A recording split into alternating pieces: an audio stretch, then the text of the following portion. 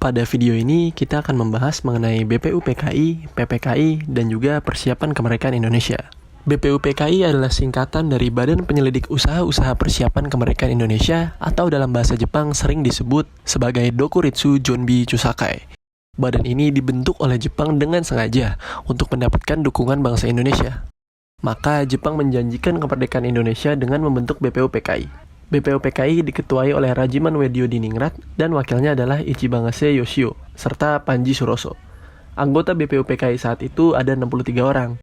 Tugas BPUPKI adalah mempelajari dan menyelidiki aspek-aspek politik, ekonomi, dan juga tata pemerintahan, serta hal-hal lain untuk persiapan kemerdekaan Indonesia. BPUPKI mengadakan sidang sebanyak 2 kali. Sidang pertamanya berlangsung pada tanggal 29 Mei sampai 1 Juni 1945 dengan pembahasan mengenai dasar-dasar negara. Hasil dari sidang pertama ini adalah Piagam Jakarta atau Jakarta Charter.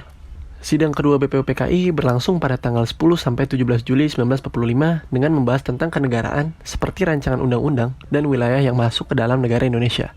Sidang ini menghasilkan pembukaan UUD, batang tubuh dari UUD, dan wilayah mana saja yang nantinya akan masuk ke bagian negara Indonesia. Pada tanggal 7 Agustus 1945, BPUPKI dibubarkan karena dianggap telah berhasil merencanakan tugasnya, yakni membuat rancangan UUD dan digantikan oleh PPKI. PPKI merupakan sebuah organisasi kepanitiaan kerja yang dibentuk pada tanggal 7 Agustus 1945 dan dibubarkan pada tanggal 22 Agustus 1945. Lembaga ini dibentuk oleh para tokoh pendiri bangsa Indonesia sebagai bentuk persiapan, pelaksanaan kemerdekaan, dan kebutuhan pasca kemerdekaan. Meskipun para tokoh petinggi masih berada di bawah izin dari pemerintahan militer Jepang, yaitu dari Letnan Jenderal Hisaichi Terauchi.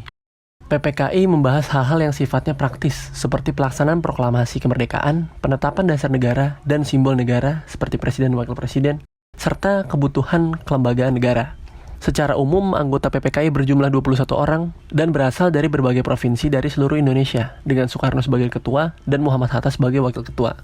PPKI baru bersidang setelah proklamasi kemerdekaan dan hanya bersidang sebanyak 3 kali, yaitu pada 18 Agustus untuk menentukan dasar negara dan pemimpin negara, selanjutnya pada 19 Agustus menyusunkan pemerintahan baik pusat maupun daerah, selanjutnya pada 22 Agustus 1945 untuk merancang lembaga tinggi kelengkapan negara.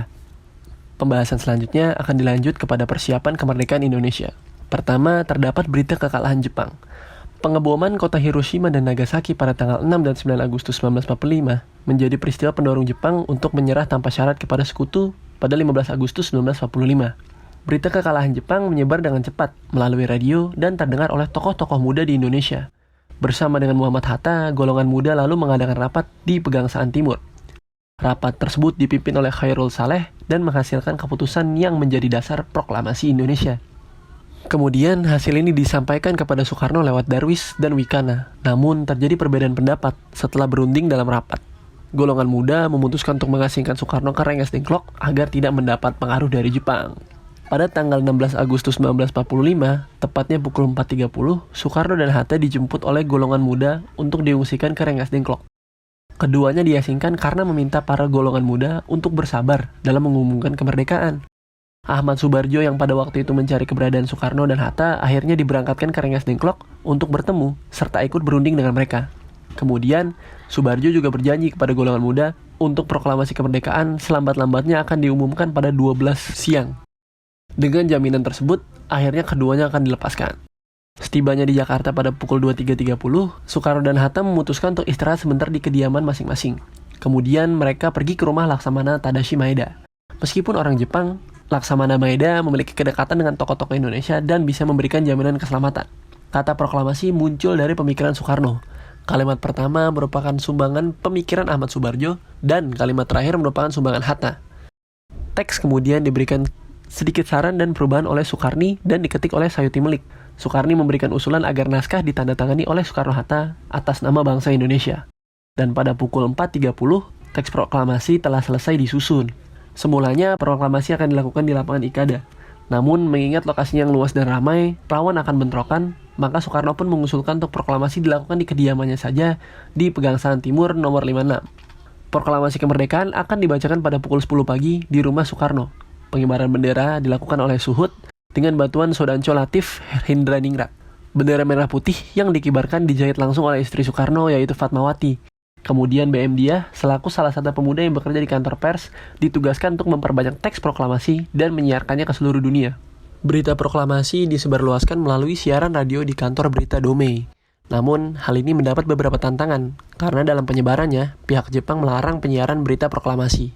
Sehingga para pemuda harus membeli alat pemancar yang baru dan dibawa ke Menteng, serta menyiarkan berita kemerdekaan ke seluruh Indonesia.